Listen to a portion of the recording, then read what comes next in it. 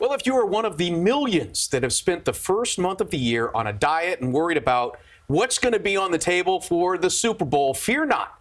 Because if you're looking for a low-calorie, tasty treat, you won't find it here. To look at how we should be celebrating the Super Bowl in a big food experience is NYC food guy Lawrence Weibman joining us once again. Lawrence, look, Super Bowl is all about being as gluttonous as possible. This is like a spa day for people who love food. I think you got to enjoy it. You're going to need a spa day after this. You might need a detox day after this. Right. This is the kind of meal that if it was your last day on earth, this is what you would want to eat. Exactly. Because you don't want to worry about calories or cholesterol or anything like that. You just want to worry about, okay, my plate looks like it has an empty space. What else can I fill with fried cheese? There's a lot of rules as to how you can make a great Super Bowl party. And number one, have food that's fun to eat and easy to eat. The number one rule, throw the rules out the window. Right. That's the nature of this segment, as you're seeing here with the totally new take on nachos. What I wanted to do with all three of these is take the old, throw it out the window, and bring in the new. Because that's how I feel about the game. I want to take the old, the Patriots and Belichick, throw them out the window, bring in the Rams and McVay and all these new guys. So we're taking the old classic Super Bowl treats and we're updating them in ways no one has ever seen before. Starting with crispy, cheesy, waffle nachos. Okay, tell me, what's the beef with nachos? Number one, the toppings are not evenly distributed. Number two, things can get soggy. Number three, one person pulls the wrong nacho, they take all the cheese. We have eliminated all of those problems. We have revolutionized the nacho right here, and it is, go for it. So everybody has their own nacho. This is a waffle. It's an Eggo waffle. Okay. I baked it. I put cheddar on top. I made it crispy, and then I put the nacho toppings on top. Have you ever been able to walk around with a nacho before at a party? Right. You got 25 people in your little New York apartment, and now you're walking around with nachos. What's up? Talk about treat yourself.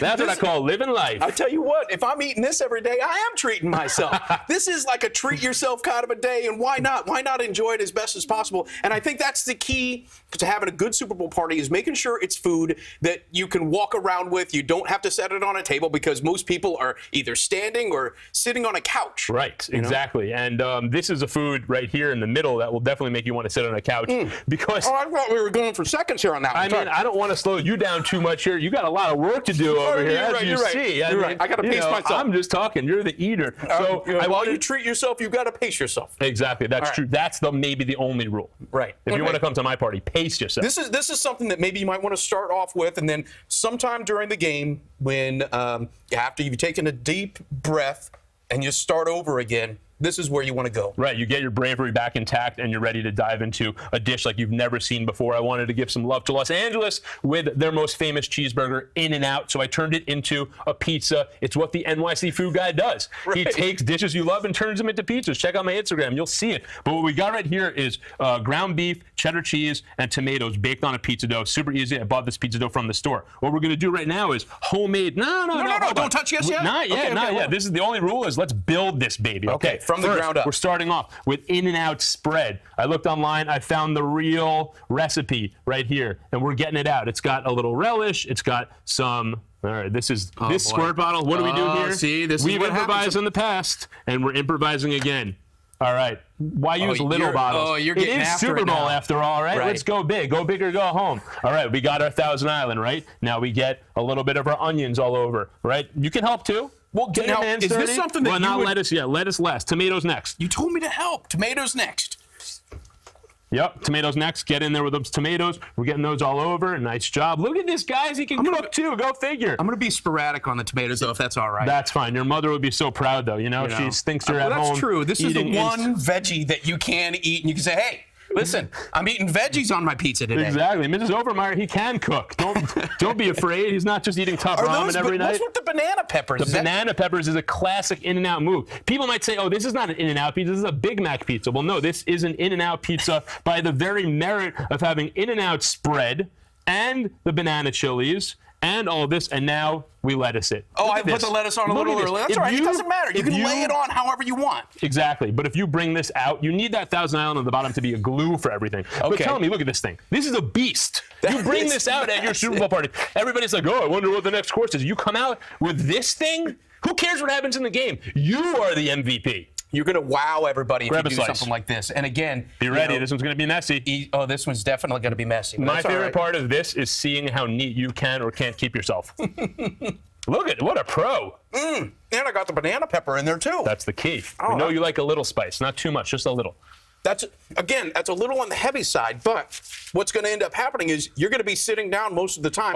Or maybe you're going to be moving around. I don't know. You're talking like we're worried about the heavy side here. The entire idea here is the heavy side. Remember, because this could be the last meal of your life, and we want to make this count. Life is short. Live. Yeah, I was going to say, if you eat everything on nice. here, it might end up being the last meal that you have. My arteries could be crying by the end of this, but I'm happy you took one small bite because I have something really special for you as our last course. People are saying, oh, where's dessert? I tell them about my menu before this. What about dessert? Well, this is bringing the sweet and the spicy together in ways no one has ever seen before. Another slight nod to Los Angeles. We got buffalo chicken fingers because you got to have something buffalo if you're doing a serious Super Bowl menu. And they're on tortillas. Not any tortilla, a pancake that is baked in with mac and cheese. So what we're seeing do you here, do anything normal? Is there anything?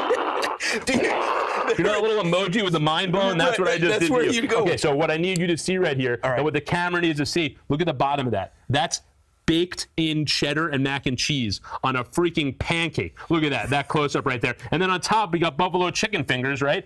And then, it's a party. Got to get the maple syrup. The one nod to New England, Vermont, a little maple syrup. Got a little drizzle on there. Now you got your sweet. Now you got your spicy. And Steve, you have your treat. So spicy and sweet together as a combination. How do those two work together? Spicy, sweet, salty. You have crispy fried cheese on the outside, fluffy pancake. Take one of the fingers off. Okay. Get one of those We'll out make of it there. easy for there you Steve, go. Much everybody. better. This thing's not going to bend so easy, is it? Don't be shy. We wait for just a sec. You got the crispy cheese, you got the hot chicken finger with the spicy, you got the sweet from the maple syrup, and you got a little bit of absorption here for all those sauces. I mean, it's a match made in heaven, a match made in treat yourself heaven. And this is a treat yourself kind of a day. So why not go with some buffalo wings and some what is that, Vermont maple syrup? A little nod to New England. We got to give them a little bit of love. How fun is that? It's a dream. It's a dream come to life. Okay. So Cardiologists beware. But any other tips that you might want to give someone as they're setting up for their Super Bowl party? When you should bring the food out, how often, or do you just bring the spread out and say go after it? No, I think you got. Are there levels of it? I think you need to course it out because you need to be able to combat maybe a boring game, maybe a blowout. You have all these people in the house, and now they're sitting here with food comas and a bad game on TV. So you got to course it out, and you also need to make it easy on yourself. Everything I have here, I was able to do in advance, reheat it right before everybody arrives. That way, I'm not in the kitchen the whole time. I could actually enjoy my own party, because think how many people spend the time in the kitchen the entire time. You're not even there with your friends. So make it easy on yourselves. And in the end, as long as there are people who came to your party actually like you, don't worry that much. Whatever you put out, they're going to be happy. But you know what? If you need some tips, check me out, NYC Food Guy. I'll lead you to the promised land. And the best part about it is they'd be great for leftovers the next day as well. Yeah, you'll be promised at your office too. You'll be the hero there as well. That is definitely true. Well, listen, you can get all of his thoughts on food by following him on Twitter, NYC Food Guy. Lawrence Weibman, thank you once again, my friend. My pleasure. Dreams come true. Good seeing you, buddy. All right, stick around. Back after this.